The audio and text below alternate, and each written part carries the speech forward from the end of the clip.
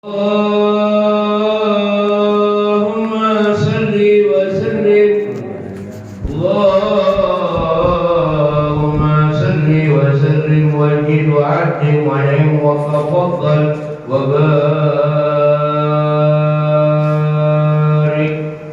بجلالك وكمالك على عبادك واشرف عبادك أسد العرب والعجم وإمام الطيبة والهرم وترجمان باللسان الكلم ومنبخ العلم والحلم والحكمة والحكم أبي القاسم سيدنا وحبيبنا وشفيعنا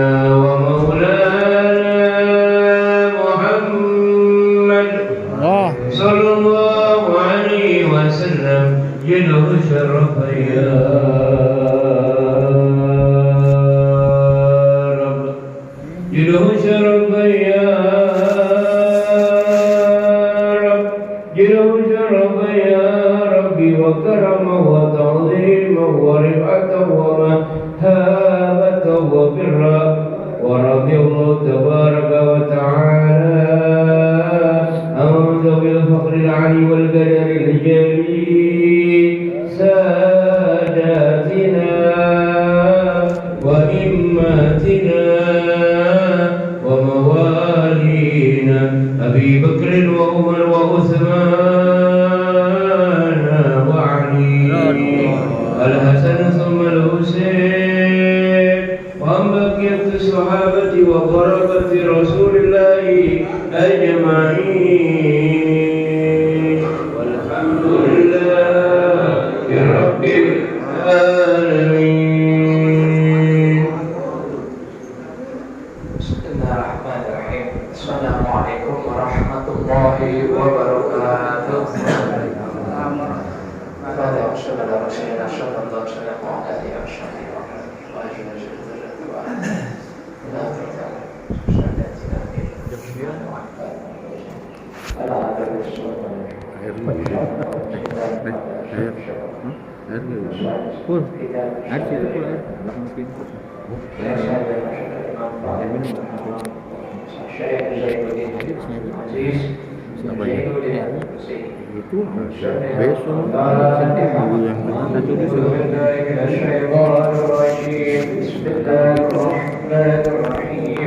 Alhamdulillahi Rabbil Alamin Ar-Rahmanir Rahim Maliki Yawmiddin Iyyaka na'budu wa iyyaka nasta'in Ihdinas siratal mustaqim Shiratal ladzina an'amta 'alaihim ghairil maghdubi 'alaihim waladdallin.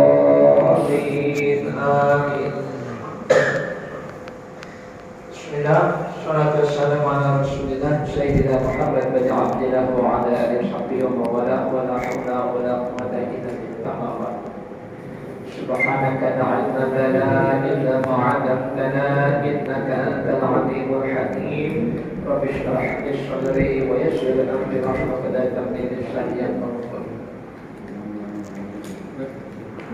Alhamdulillah, sama-sama kita panjatkan syukur kepada Allah Subhanahu wa taala. Malam hari ini kita diperkenankan kembali, dipertemukan kembali dalam suatu tempat, dalam suatu majelis. Mudah-mudahan kumpul kita mendapatkan kucuran rahmat dari Allah Subhanahu wa taala. Salam dan salam sama-sama kita sampaikan juga kepada baginda Nabi Muhammad sallallahu alaihi wasallam, kepada keluarga sahabat yang mulianya.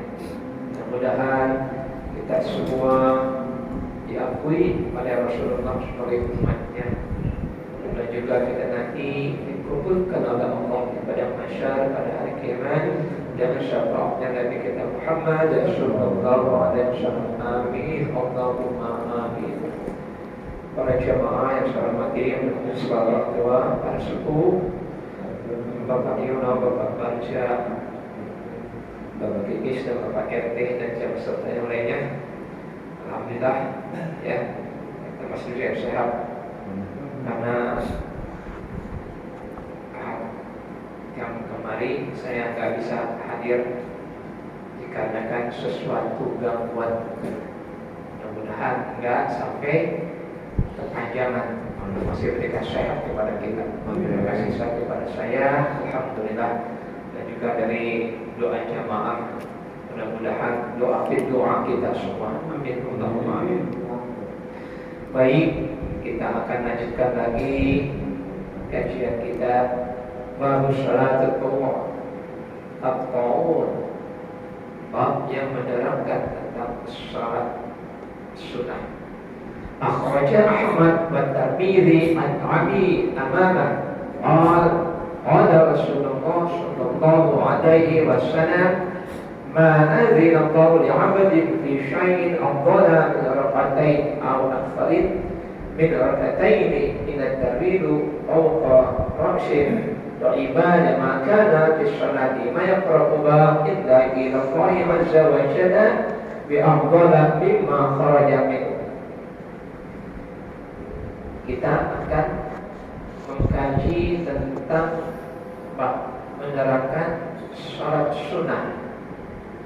Salat sunnah ternyata ada salat sunnah itu ya, yang bisa mendekatkan diri kepada Allah lebih baik dari kita membaca Quran. Baca Quran bolak-balik, tapi ketika diterangkan dalam hadis ini lebih utama sholat sunnah itu dari sholat membaca Al-Quran. Akhraja Ahmad wa Tirmidzi. Hadis ini diriwayatkan oleh Ahmad dan Tirmidzi an Abi Amamah, dari Abi Amamah.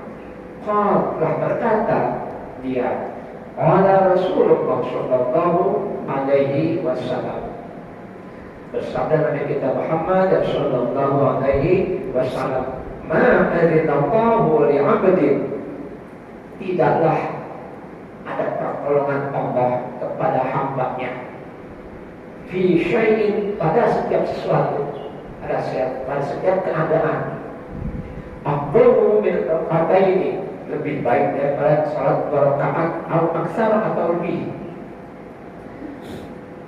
Min rak'ataini, dari 2 rakaat tersebut, wa inna tarinu fawqa ra'sin ibadi, 2 rakaat itu, salat kita yang 2 rakaat itu akan ditaruh di atas kepala. Ini akan diletakkan di atas kepala hamba yang sedang mengerjakan salat sunnah 2 rakaat. Bagaimana yang wajib? Yang sunnah aja ini, rakaat pertama, rakaat kedua itu kebaikannya akan diletakkan di atas kepala seorang hamba. Keterangan dari hadis ini kira-kira terasa nggak ya kebaikan kita ketika mengerjakan sholat qabliyah atau ba'diyah ataupun sholat rawatib? Ini ada yang namanya sholat qabliyah, ada yang sholat sunnah ba'diyah. Ini ketika tadi sholat maghrib sebelum sholat wajib fardu, ada namanya sholat sunnah qabliyah. Sebelum waktu mengerjakan sholat wajib, itu namanya sholat sunnah qabliyah. Dan setelah mengerjakan sholat wajib, ada namanya sholat sunnah ba'diyah. Ini itu kata Rasulullah, kebaikan atau kebaikan yang didapat oleh seorang hamba yang mengerjakan sholat sunnah 2 rakaat akan diletakkan di atas kepala seorang hamba, baik ketika dia berdiri, baik ketika dia ruku, baik ketika dia sedang sujud. Enak banget, rasanya enak, meskipun berat. Yang wajib aja berat, bagaimana yang wajib aja sering ketinggalan, bagaimana yang sunnah. ketika selesai inna fil alamina innaka hamidum. Assalamualaikum warahmatullahi. Assalamualaikum. Ya berapa ini? Ini nggak terasa. Ini Baqiyah dulu. Ada yang mengatakan, saya pernah sholat di Sumatera, ya, di daerah pesisir laut, di tepi lahan, di Riau, Kepulauan Riau. Ini penduduk di situ, ya, penduduk setempat, ketika sholat maghrib nggak ada yang namanya sholat qobliyah maghrib. Saya bilang sadis banget, matahari masih ada. Ya Allah, gak dikasih kesempatan buat sholat qobliyah maghrib. Meskipun liman syarat bagi orang yang mau, emang tidak wajib bagi orang yang mau mengerjakan sholat sunnah qobliyah. Ini suatu kampung itu nggak perhatiin hadis ini, nggak memperhatikan hadis ini. Baik qobliyah atau baqiyah itu kebaikannya ada pada mengerjakan. Liman sya'a, orang yang mau mengerjakan kasih kesempatan. Orang yang nggak mengerjakan ya nggak apa-apa, memang hukumnya sunnah. Taklifiyahnya ada wajib, ada sunnah, ada mubah, ada makruh, seperti itu. Nah, berpendapat bahwa ketika Rasulullah waktu maghrib ini nggak pernah melaksanakan sholat qobliyah maghrib, nggak ada. Emang pernah melihat? Itu nggak kita zaman Nabi. Bentuk sholat Nabi lagi mana? Rukunya lagi mana? Sujudnya lagi mana? Dan apa yang dibaca pernah dengar? Belum pernah kita mendengar. Sekarang saya menanya kepada jamaah, pernahkah kita melihat sholat? Bentuknya lagi mana sholat? Apa begini bentuk sholat? Dari ujung lempeng terus ke bawah, bulat, lurus lagi. Pernah ada sholat? Yang kita lihat adalah orang sedang melaksanakan sholat. Ini orang yang melaksanakan sholat. Belum pernah kita melihat bentuknya sholat bagaimana ini. Tetapi ketika kita sholat ini, tapi bukan dilihat dari bentuknya. Sholat itu nggak berbentuk. Kita yang sedang melaksanakan sholat yaitu sholat, nggak ada bentuknya sholat. Seperti itu. Nah, kebaikannya hanya Allah dan kita yang tahu. Ini baik yang wajib, baik yang sunnah ini. Nah, kasih kesempatan untuk orang melaksanakan sholat qobliyah atau baqiyah. Dan jangan seenaknya. Ini waktu maghrib emang sedikit. Jamaah udah banyak. Waktunya sudah masuk. Masih ada yang qobliyah. Kapan sholat wajibnya? Nungguin datang lagi jamaah qobliyah lagi. Datang lagi jamaah qobliyah lagi. Kapan mulainya sholat? Nah, ini meskipun ya itu sunnah hukumnya, ya, tapi memang kalau udah masuk waktu kasih kesempatan dulu buat yang qobliyahnya atau tahiyatul masjid. Kemudian dia melaksanakan sholat jamaah. Kasih waktu 5 menit lah gitu dari ketika mengumandangkan azan, 5 menit atau lebih. Makanya sekarang saya perhatiin kalau saya keliling di masjid-masjid ada tuh waktu iqomah, masuk, komat, masuk, komat. Sini ada? Hah? Insya Allah kita benerin malam-malam.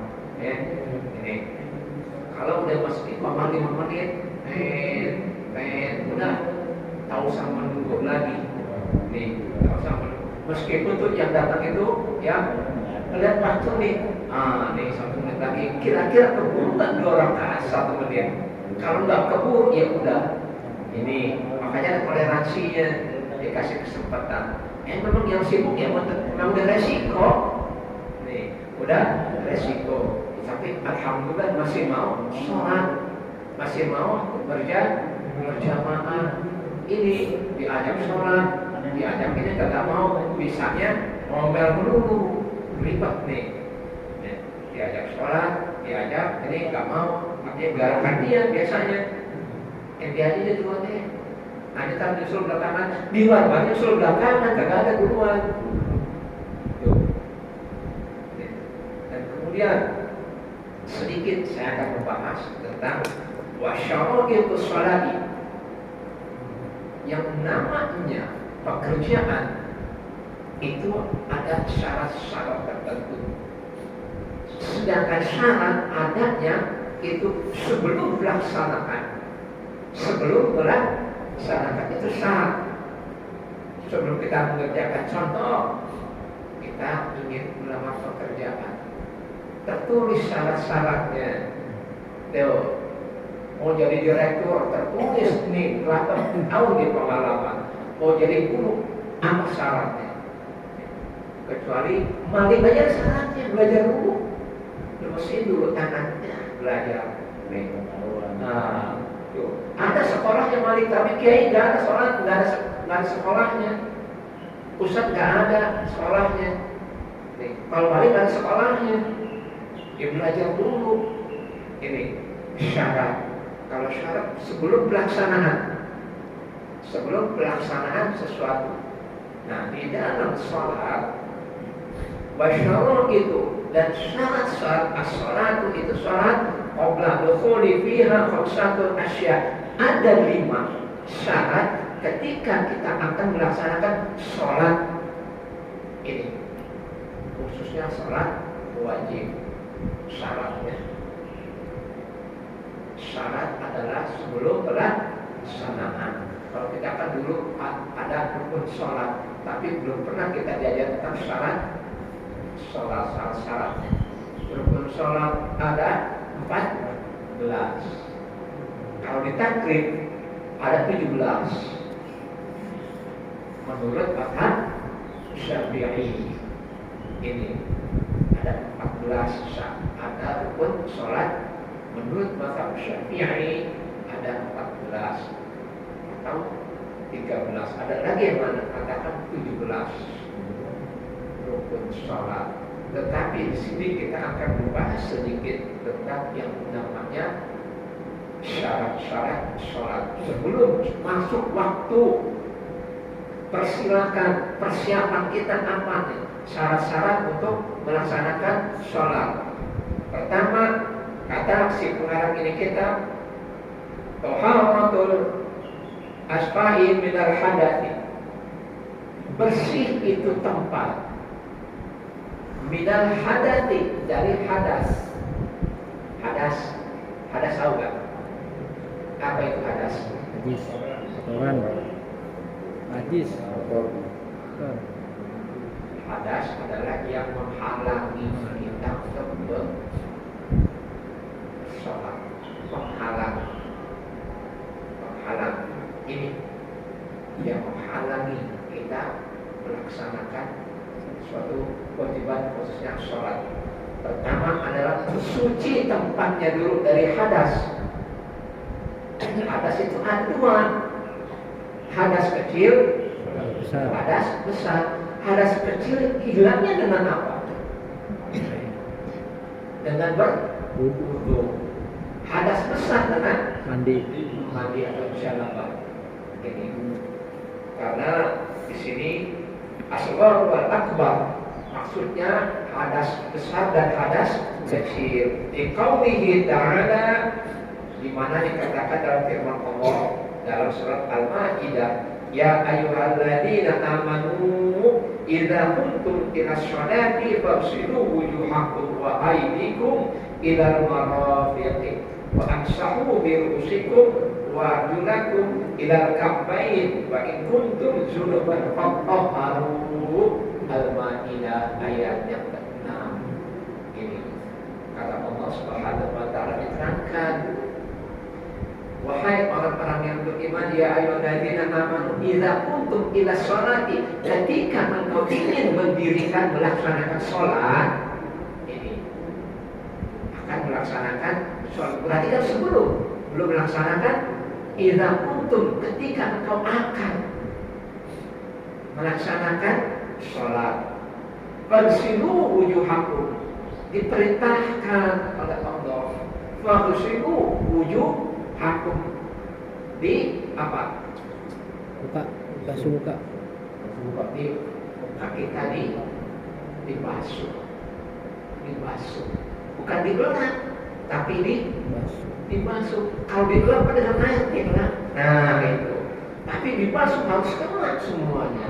Kalau digelap sedikit pun udah namanya digelap. Yang ada di wajah kita itu digelap. Tapi ini dibasuh, bukan digelap bahasanya. Maksudnya wujuhakum, muka, wajah, apalagi muka, wajah, benget, dari apalagi tuh, muka, campur semua deh, nih, dibasuh, benget, apa tuh benget? Ini bahasa Solo deh, ya, bahasa Solo, muka kita ini, muka kita, ya. Ini wajah kita. Idza qumtum ila sholati faghsilu wujuhakum wa aydikum, kemudian setelah wajah kita dibasuh, bukan digelap. Ini wajah, ini batasnya wajah ini, yang ada matanya dua, yang ada hidungnya, ada mulutnya, ada bibirnya, ada sedikit wajah. Kalau ini kepala, ternyata kepala ini terbagi-bagi. Ada yang namanya kepala roksun, wajah, bagian dari wajah apa aja? Ainain, dua mata, kemudian uzun, telinga, kemudian apa nih? Hidung. Hidung apa hidung? Bibir, lidah, ini bibir, udah ya pakai bahasa sini aja, pakai bahasa Arab, ya. Uzunun, telinga, ainun, mata, lisanun, lidah, kal mobil, dan sudah. Begitu dulu tuh, kalau orang dulu gitu tuh. Mata, ainun, rambut, syarun, kulit, cildut, terus darah, damun, mobil, dan sud. Ini yang pertama kata Allah, ya, ketika engkau ingin mendirikan melaksanakan sholat, Al-Maidah menerangkan, idza kuntum ila sholati faghsilu wujuhakum wa aydakum, setelah wajah baru tangan, yadun, tangan, yadun itu dua tangan, yadun dua tangan. Ini sampai mana tangan? Batasnya tangan. Sikut. Kalau di sini apa namanya nih? Tangan. Bagian dari tangan bukan. Kalau tangan dari jari sampai ke sini. Di sini dijelaskan ilal marafiqi, kedua siku. Nih marafiq nih. Marafiq namanya sikut. Nah ini nih. Namanya marafiq. Nih namanya marafiq. Bagaimana kalau lebih?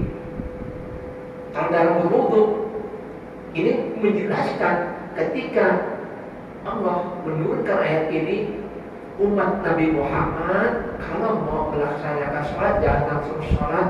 Kalau memang keadaan sehat, maka basuhlah wajah. Setelah wajah dibasuh, kedua tangan. Sampai mana?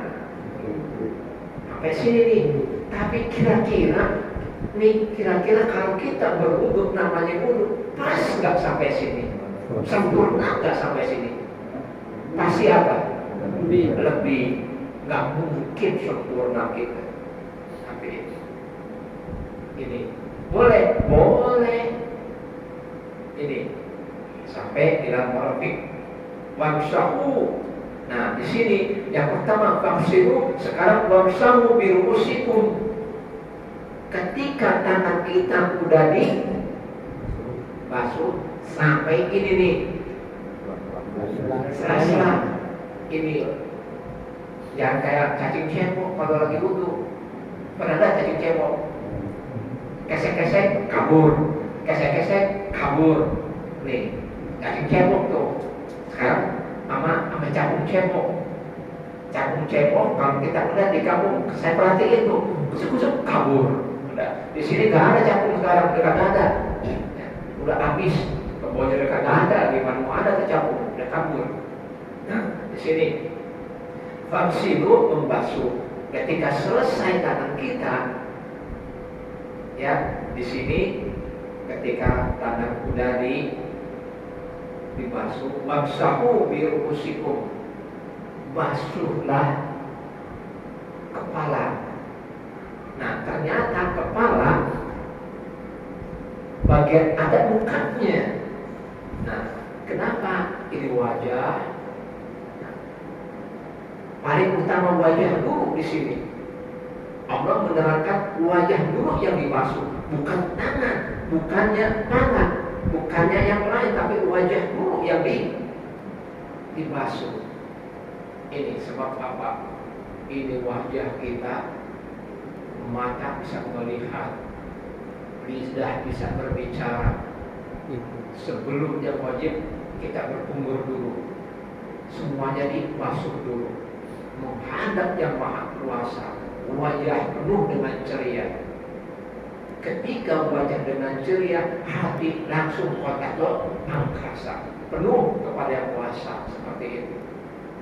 Ketika wajah sudah dibasuh dengan sebaik-baiknya, bukan hanya sekedar basuh ini, bukan digerak tapi dibasuh. Nah, kemudian tangan, kemudian wamsahu biruusikum, rambut, roksun, syahrun, rambut, roksun, kepala. Bukan rambut tapi ya yang dibasuh, tapi ini bukan syahrun tapi roksun, kepala. Kalau rambut bagian dari, nah sebab dia tubuhnya ada nggak orang yang nggak punya rambut? Banyak kan? Maka itu yang dibasuh bukan rambut tapi karena numbuhnya di kepala namanya rambut. Kalau numbuhnya di tangan, nah kalau numbuhnya di sini, numbuhnya di sini, nah udah jangan sebentar yang di bawah deh. Jangan di bawah, jangan sebut.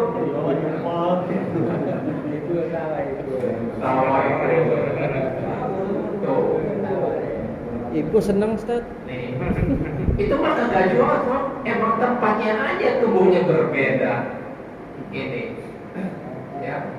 Kalau di sini namanya cambang, di sini jenggot, di sini kumis, di sini rambut, di sini bulu tangan, di sini bulu ketiak, paling mantap bulu ketek. Nah, kalau ada topalnya bulu, namanya aja beda. Gitu.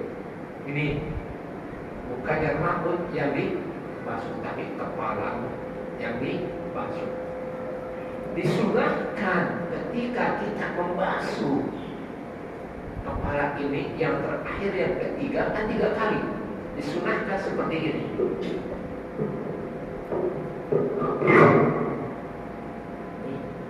Tunggu jari. Balik lagi. Nah, seperti ini. Ini ke belakang, rambut, lalu ke depan lagi. Itu sunahnya. Biar nanti kita menghadap Allah pada hari kiamat ini umat kami yang kelihatan. Hei ummati, mari sini. Dipanggil dengan cahayanya yang ada pada rambut kita seperti itu. Kepala itu fungsinya wudhu. Nah, setelah itu kepala yang punya cabang, yang punya jenggot, yang punya brewok, sunnah diginiin, ambil air, jenggotnya diginiin, yang lupa semua diginiin pakai air, itu sunnah. Meskipun sudah dibasuh ketika membasuh itu wajah ini, kan kepala kan sekarang mesti cabang ini, ya bewok ini seperti itu sunnah dari wajah kepala. Kalau kuping apa? Wujudun sunnah juga.